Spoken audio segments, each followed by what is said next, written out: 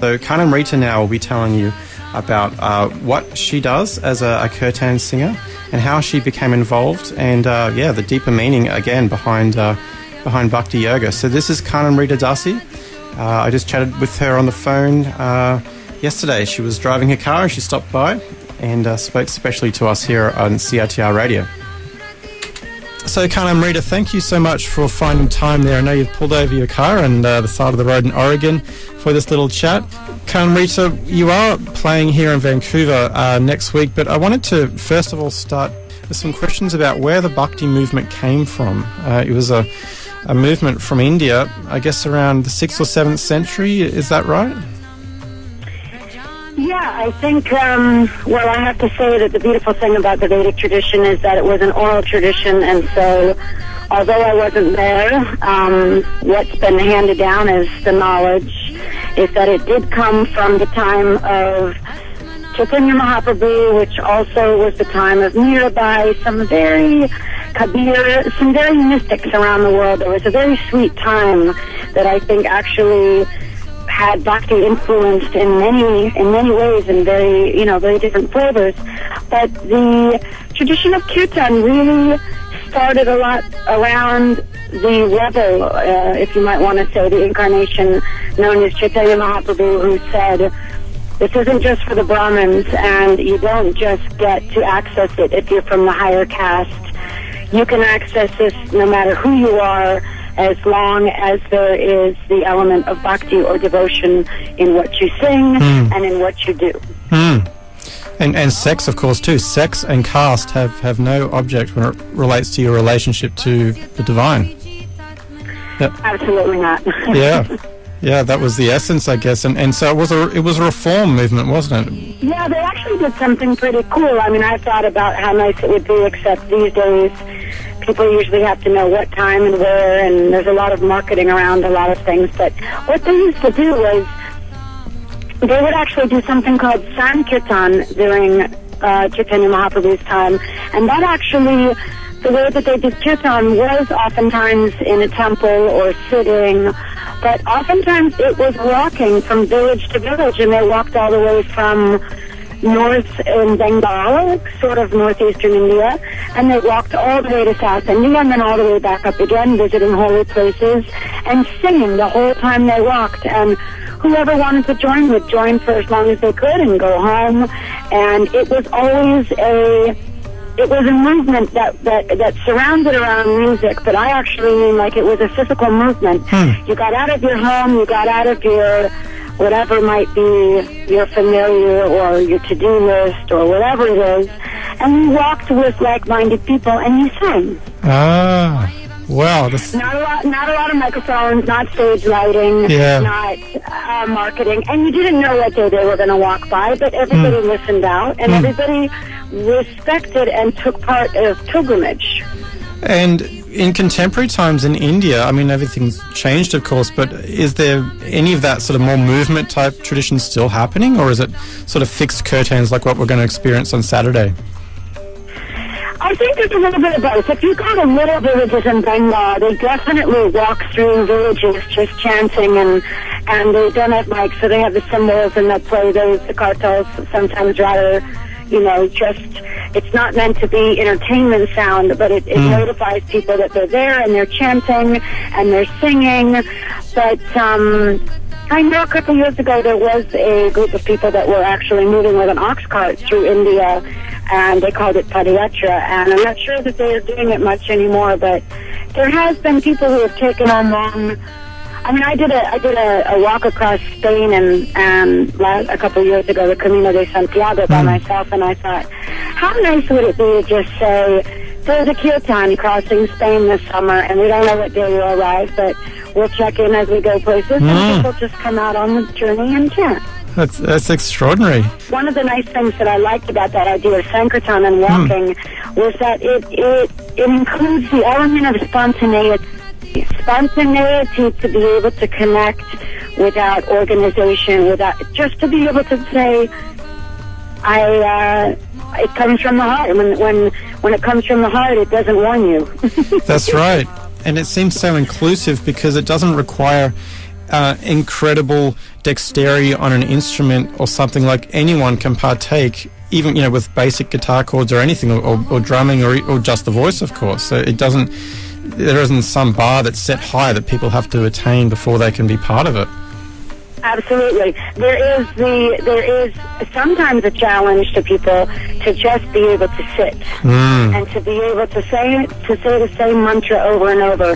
That seems to be the modern day challenge, because we're not going anywhere, we're not filming it, we're not putting the pictures up, we're just chanting. And I used to like to say, no shoes, no tickets, no flyers, no meals, just kirtan.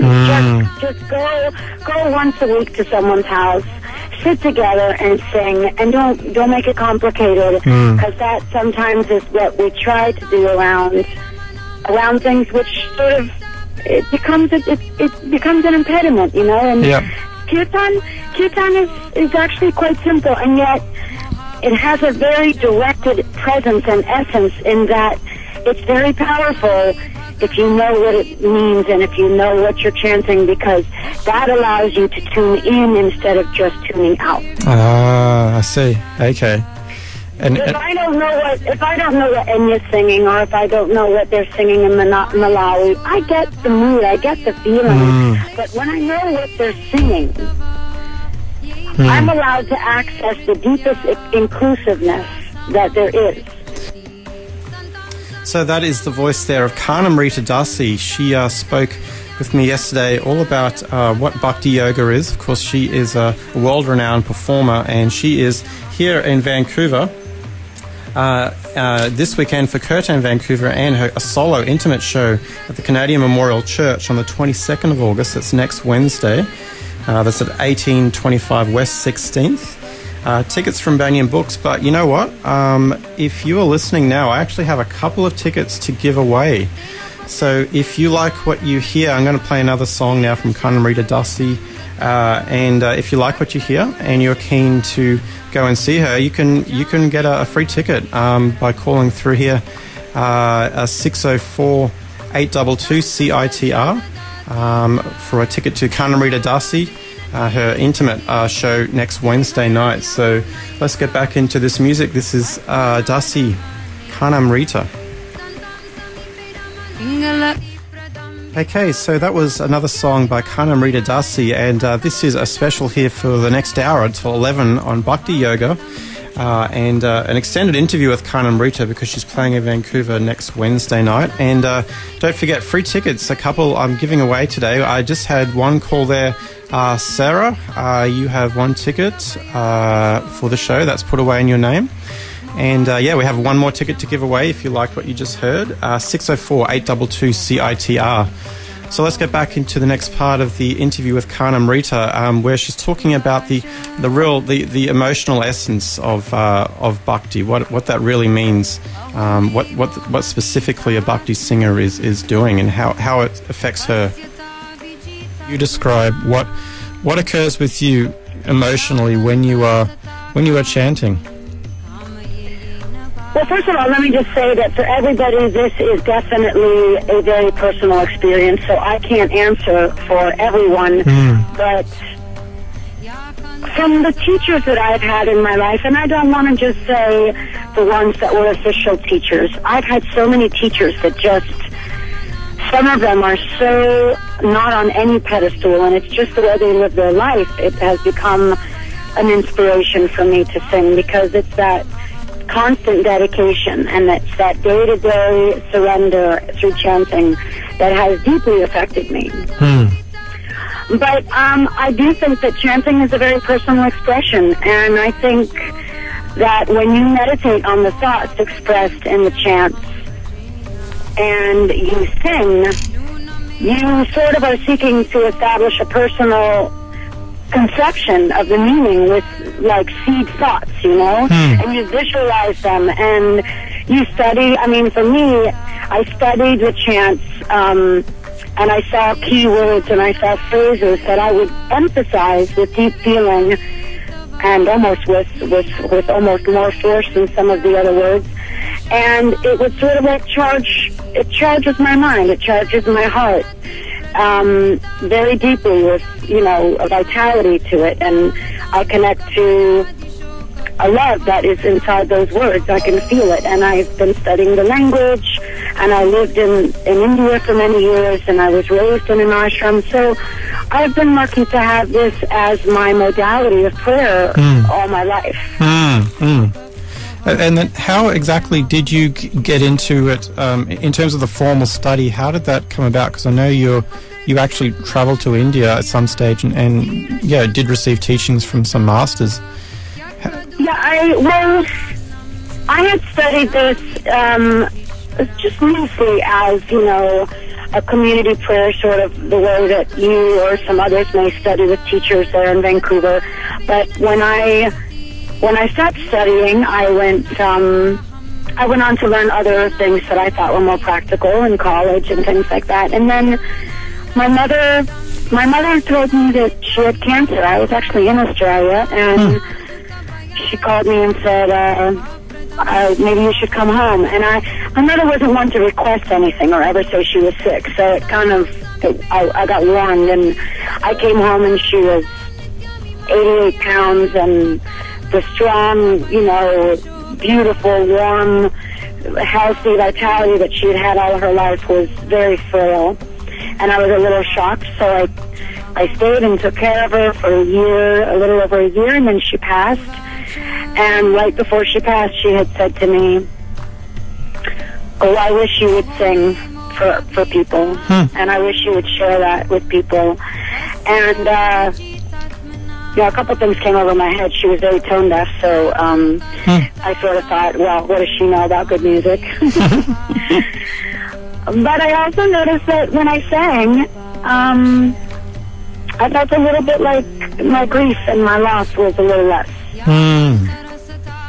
So I decided to go and take her ashes to India, and in taking her ashes to India, I started asking around about studying classically, because I've never thought about singing in English. I love Sanskrit so much that I just decided to stay in that genre, because it was what she was referring to anyway. Yeah. And so I get there and they say, "Oh, you want to study? You want to study North Indian or South Indian?" I was like, "I don't know." So it was known as Carnatic music in the South or Hindustani music in the North. And I said, "Well, I only know the North, so maybe the North." And then they said, "Would you like to study Drupad or Khayal or Tumri or Barakyal?" And they were asking me all these other versions, and really, I had no idea. So I sat at a very old temple in Vrindavan known as Radharaman, and they had classical music there every day, and I noticed that it was probably the best Band-Aid for my grief, just to hear this music. And so they eventually invited me to attend classes, and I was lucky enough to study with Pandit Vidya Ji, who was a master of Drupad in Vrindavan, in India, North India. And that was one of my largest influences in my study.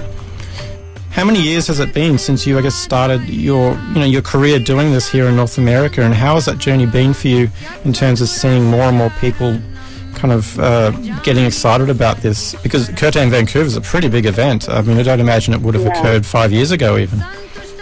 Yeah, no, it's definitely taken off. I think with the combination of yoga growing, and the combination of a lot of people finding that there hasn't been much of a foundation to what they call traditional dreams of America or of Canada or of the West. I think the foundation has been somewhat disappointing. And you look at any culture, I don't care if you're talking about the Irish or the Africans who were here at the beginning of the foundations of these countries, or in Africa, or in Cuba, or in Puerto Rico, wherever. Music as a community is fundamental to the community feeling united.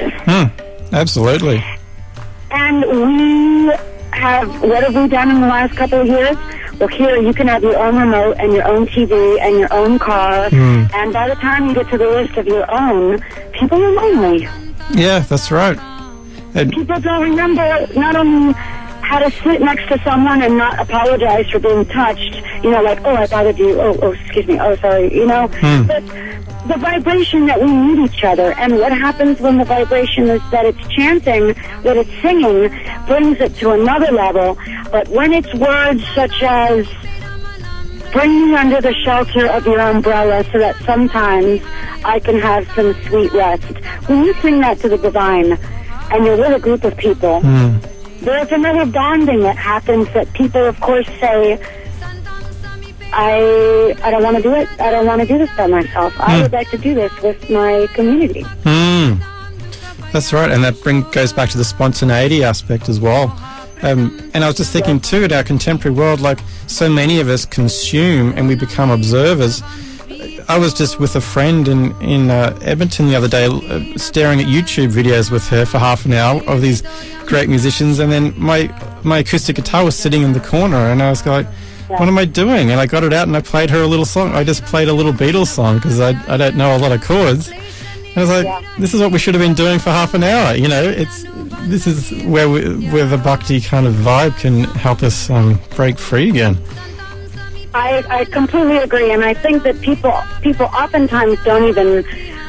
It's so automatic. People have so much on their list. They have so much to do. The amount of, did I reply to Facebook? Did I reply to the email? Did I check my voicemail? The amount of places that you have to be all at one place at one time these days. People's plates are overburdened and they're full and they're frantic.